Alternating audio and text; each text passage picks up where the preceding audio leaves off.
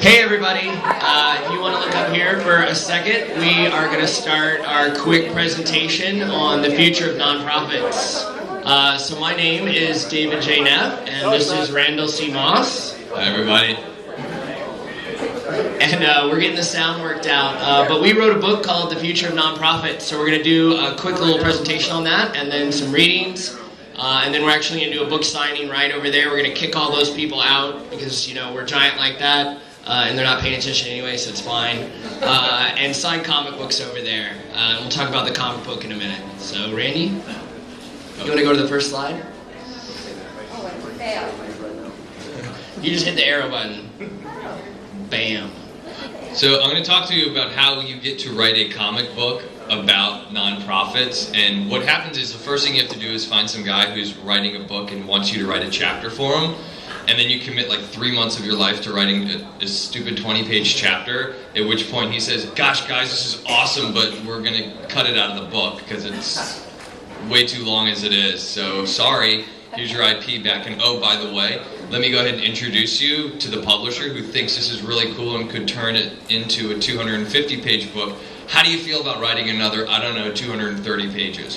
Which is a little bit daunting when you think about it, because you just invested 3 months of your life into writing 20 pages, and now you have to do that 10 times over. It's a little scary, but we actually somehow figured out how to do it. And so this is the cover of our book that's, I believe, on a printing press somewhere at some point, and is due to hit shelves in a few weeks, but it's available on Amazon for pre-order. So if you like what you hear and you have any interest in our message, or more importantly, if you know people who work in nonprofit or involved in nonprofit who may benefit from what we have to say, please point them our way. We would certainly love for them to read what we say and then engage with us in conversations. Slide. No worries. So this is the reason we wrote this book. We both spent about 20 years between us at the American Cancer Society, which is, of course, one of the largest nonprofits in the world, and especially in the United States. And these are the numbers. These are last year's fundraising numbers. United Way's down 4.5%, Red Cross down 8.4%, and our alma mater down 11% in fundraising last year. And the reason is because these companies aren't changing and adapting as fast as they should be. So next slide. So this is just kind of a word map of one of the chapters that we did. The fact is simply that there is huge environmental and socioeconomic change that's happening, and the pace of change is so fast that every organization, not just a nonprofit, but businesses as well, are just not able to keep up. So what we've done in the next 5 slides is we've put together the 5 big picture trends that we see are going to be impacting nonprofit fundraising and nonprofit organizations in the next 5 to 10 years. So social games and rewards. Like Randy said, the big part of our book is broadcasting and predicting the future, doing some trends and analysis of what we think is going to be big 5 to 6 years from now. And in fundraising for us, one of those is social games and rewards, right? We're building this culture of 20s and 30-year-olds who are rewarded for everything they do, right? They get a badge when they check in somewhere. They get a pin for completing a trip. They get a personalized letter for making a $5 donation on their phones. So the idea of nonprofits taking the bull by the horn and actually rewarding donors is something we see that's going to really affect that. And if nonprofits can't do that, hiring companies and employing vendors who will do that for them. So of course this is Dennis. We have, as part of social gaming, we have a special super secret prize for anybody who can name the person in the photo. Dennis. Dennis who? Does anybody know? Nobody? It's an annotated guide to New Zealand, autographed by Peter Jackson. Does that get the nerds in the room excited? That's what you win. Who is this? He founded a big social media site that everyone's probably using right now to check in. Nope. Yes, you win! It wasn't hard, guys. So that's actually Dennis Crowley about 7 years ago, running around New York City in a Pac-Man suit, playing Pac-Manhattan, which he figured out they ran around in ghost suits and Pac-Man suits. But it was mobile social gaming. It was one of the first elements of mobile social, and he's on a StarTAC, which is so awesome. That was pre-Dodgeball, pre-Google, pre-Foursquare for our millionaire up there. So we'll give you guys that prize later. So donating with ease, one of the things that we see is a big hurdle to a lot of nonprofits is the ability to accept alternative currencies. It should be as easy to accept a kroner or a Linden dollar or a euro or a World of Warcraft gold piece as it is to accept a US dollar through a credit card or a check or microphone check. Aww. You're like Slayer. Or a microphone check, or a written check. So the ability to bring in currencies in any way that the donor chooses is going to be a major factor going forward. So that has to be addressed systematically from the internal through technology systems. So the rise of the individual fundraiser. You guys, how many of you did Movember? Anybody in the room? So men grow out their mustaches to support men's cancer, and it's a beautiful thing of individual fundraisers doing that. You don't have to be on a team. You don't have to use friends, asking friends, or join my team, or go to 12 team captain meetings. You can go out and raise money for your favorite causes as an individual. A lot of nonprofits have problems with that. What if you go off brand? What if the event's not as successful as it was the year before? But they have to deal with it, and that's one of the things they're going to have to accept, is the rise of the individual fundraiser. Socially conscious partnerships, what we see is a lot of organizations partnering with businesses, whether they be local, national, or international, just to raise continued awareness. And that's going to be a really critical element in order to project brand and to project awareness. Leveraging and working with businesses also is going to provide a couple of things. If you're a health organization and you're not considering environmental impacts, then you're really missing the mark. And if you're an environmental organization and you're not considering socially conscious needs, you're missing the mark. The idea is that the end consumer, the donor, really wants to know that you are covering the full breadth of their concerns. People are going to become less specialized and more generally aware as our social consciousness is basically raised to the next level.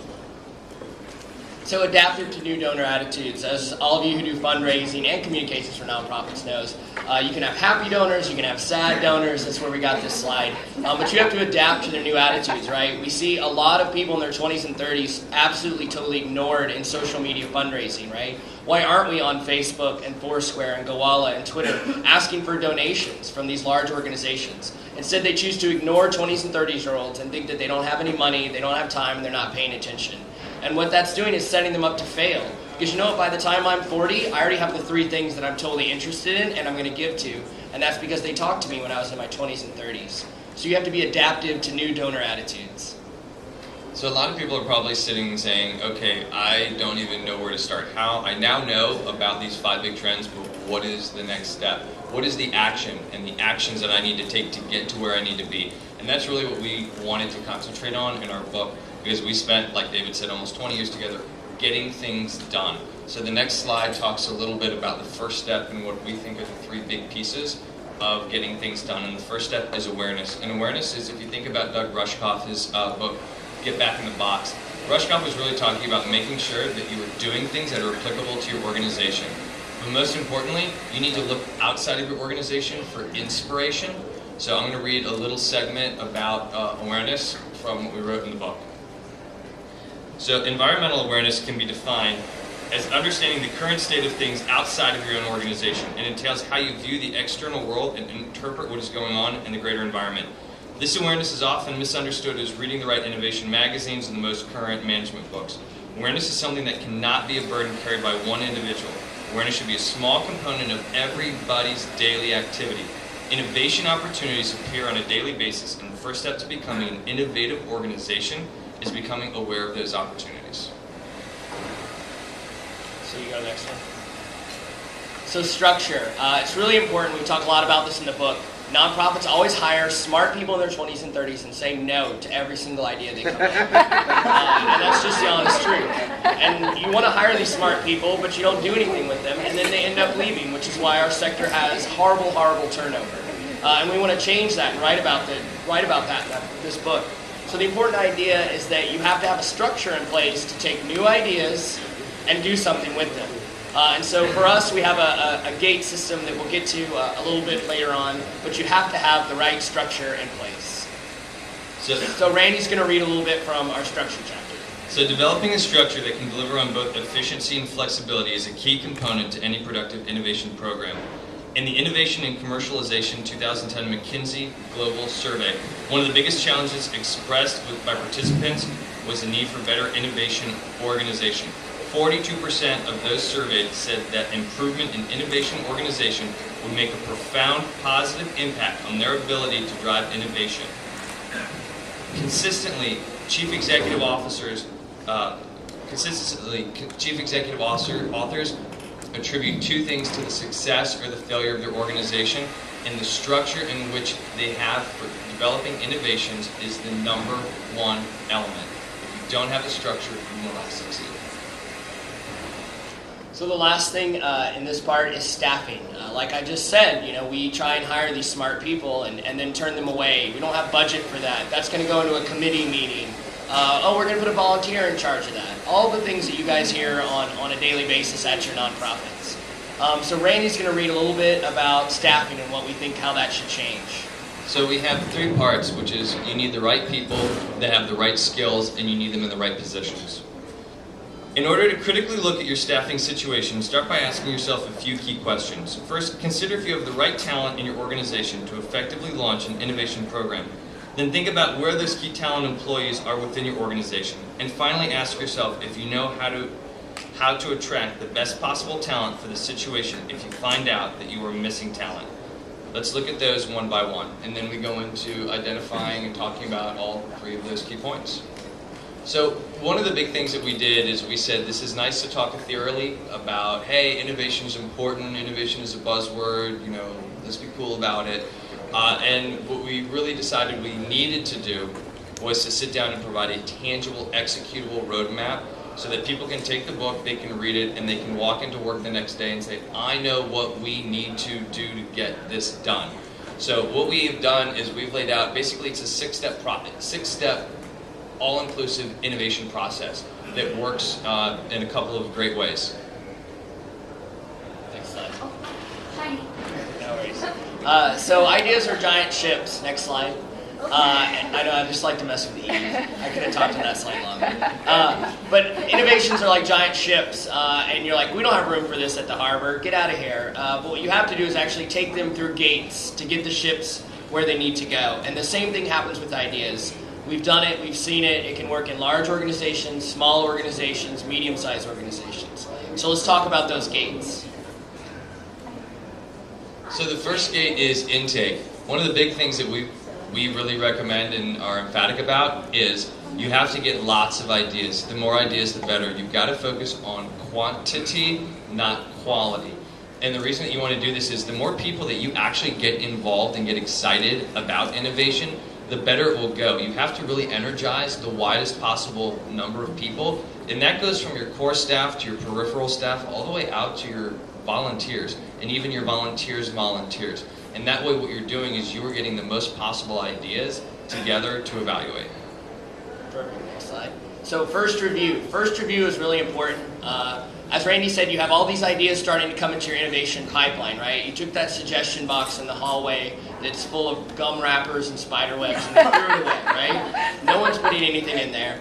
Instead, you have a fluid system for people to actually take real ideas and get them out of that humdrum system and into something that works. And first review is an integral part of that. And you have to have a good team of people that actually sit down and look at that idea. Not just development, not just communications, but IT, legal, marketing, and that's all part of your first review. And the most important part of first review is not so much about the personalities that review, but the questions that they ask.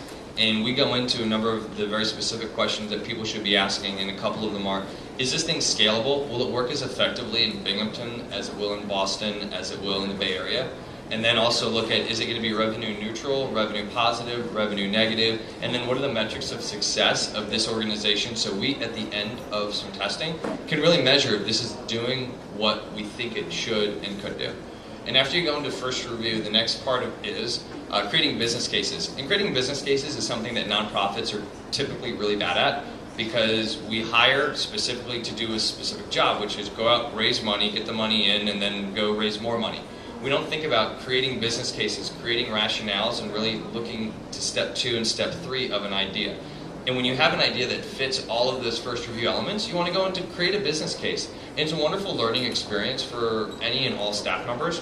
because they have the experience then of looking at the organization as a business, and that's a really big deal, especially when you're talking about asking for major investment in creating innovation programs and projects. And I helped write my startup's business case, and I never would have done that except I worked at the American Cancer Society, and in our process we had to write a business case and understand what it would take to get this idea off the ground.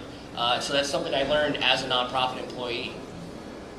So development and testing, actually going out and making sure your idea works, blowing some stuff up, getting some shit done is a really important part of the process. And that involves going out and hiring programmers and learning how to deal with programmers if it's web software or a new website. It means going to social media club and learning about social media and talking to your peers and going to conferences. All of these things that are usually outside of the normal nonprofit employee's job description, except maybe for other duties as assigned, right? And that's a very, very important part. And actually delivering a product. So if you go to the next slide, we'll talk about that. And development and testing is really based on, does it do, like it goes back to the question, does it do what it say it does? Does it meet the metrics that we set out in the business case? Because if you funded it, and we suggest for development and testing, minimal amount of dollars, minimal amount of time, but really tight constraints around it. You know, your normal product development cycle is probably about 2 years and probably close to $100,000. Cut it by 75%. I mean, give people $20,000 and give them 12 months and say, this is it. And if it doesn't work, then guess what? It's not happening. And that forces them just simply to prove that the thing works. Because if it works, then you make the larger investment and you go into a full launch cycle and you blow it out nationally or regionally, depending on the size of your organization and the scope that you guys work in. But it really creates a much faster, much more efficient, and it's risk reduction. And nonprofits are all about risk reduction. So if you go to the next slide, we have a lot of case studies. We won't cover one today in the essence of time, but we have great case studies from everyone from small regional nonprofits all the way up to the American Red Cross, for-profit case studies of social media gone awry, social media working for good, websites launched, technology developed, and most of all, for all of you in the room, programs to actually help people develop in this way, tested, and then launched that are in usage today. So you guys can check those out when you get your books in the future. So that's a tagline, right? Somebody should get that tattoo. And we'll give you a free copy of the book. I don't know. We'll make that happen.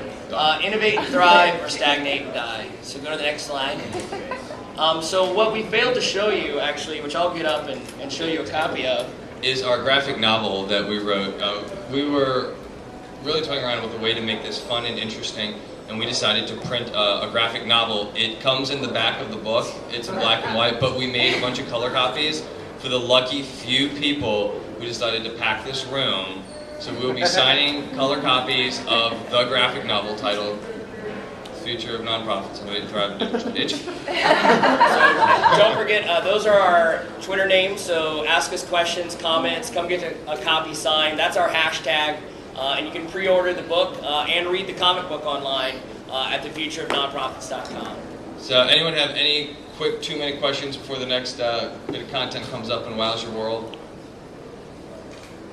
Wow, amazing. So please come over and talk with us in the corner. We're happy to sign graphic novels and hand out comic books and shake hands and meet you guys. So thank you so much for coming and paying attention. We really appreciate it.